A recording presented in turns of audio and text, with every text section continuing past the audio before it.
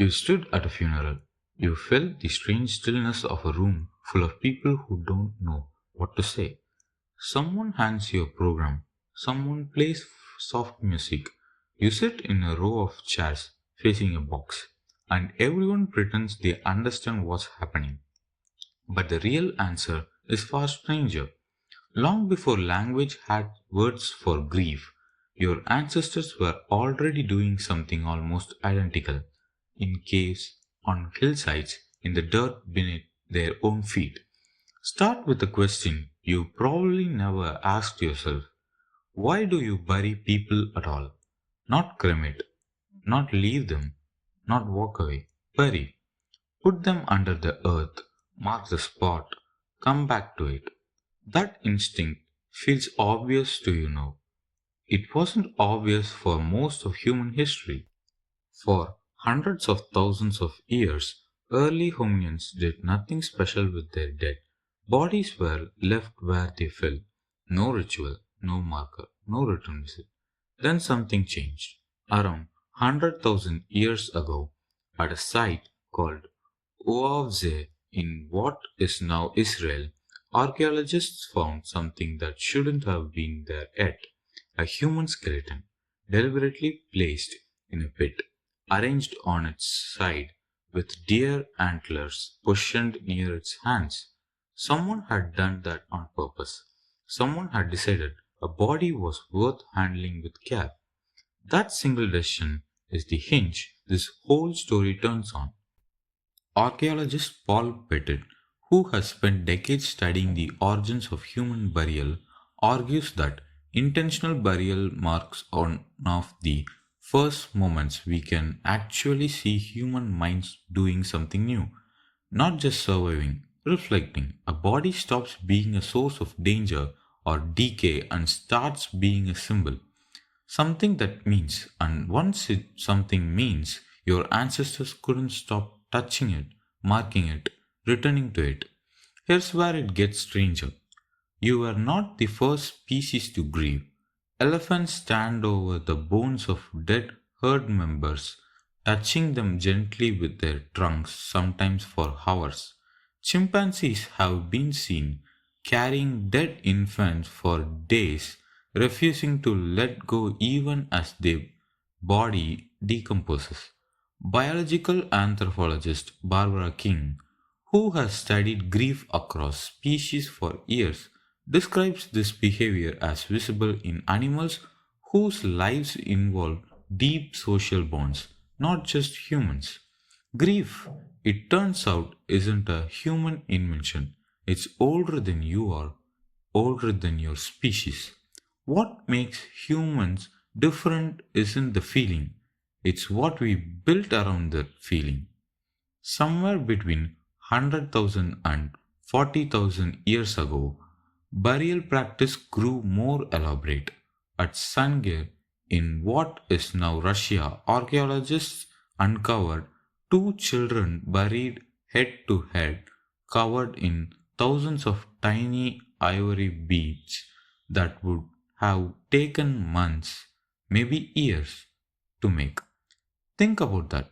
A community facing a devastating loss chose to spend enormous time and labor decorating the dead instead of feeding the living. That's not practical. That's not survival logic. That's something else entirely.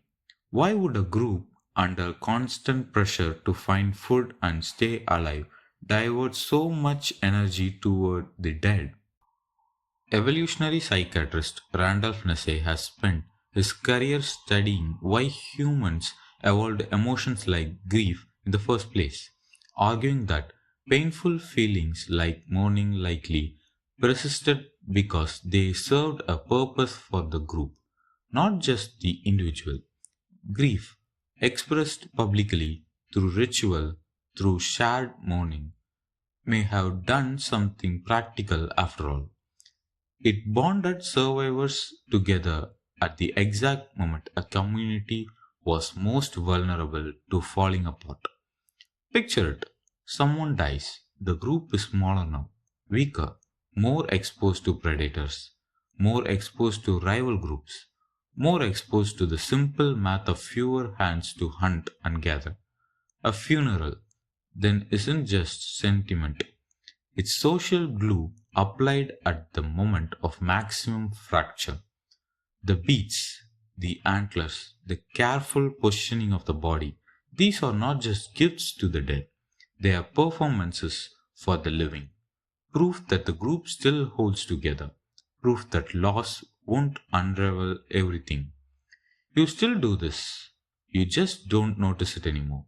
Every funeral you attended follows the same underlying logic your ancestors discovered tens of thousands of years ago. You gather, you mark the loss with objects and ritual, you perform grief in front of others publicly, even when your instinct is to hide and be alone. Why? Because somewhere deep in your evolutionary wiring, isolation after loss reads as danger. Community after loss reads as survival. And there's something else buried in this story. Something you feel every single day without realizing where it came from. You care for objects belonging to people you lost. You keep photographs. You return to graves, to memorial pages, to old voicemails you'll never delete. Every one of those behaviors has a direct echo in the archaeological record. Grave goods weren't primitive superstition. They were the first version of the framed photo on your shelf, the first version of the keepsake box in your closet. Your ancestors weren't naive about death. They were doing exactly what you do now, just with antlers and ivory beads instead of flowers and framed photos. Here's the twist that should unsettle you a little. Burial didn't emerge because humans figured out death was final. It emerged because they refused to accept that it was. Every act of ritual burial is, in a strange way, an act of defiance, a refusal to let a person simply disappear, a insistence that even after the body stops, the relationship doesn't have to.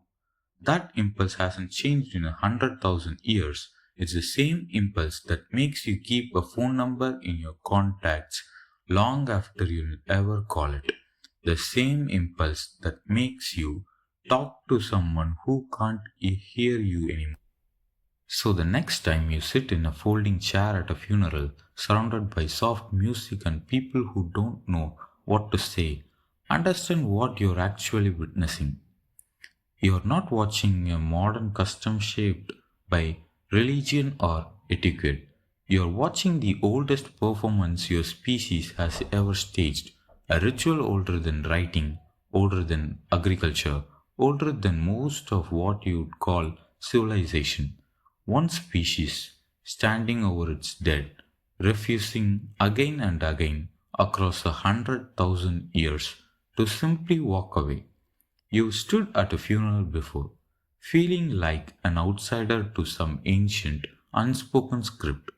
You're not an outsider, you're the latest performer in the oldest ritual humans have ever written, and you always were.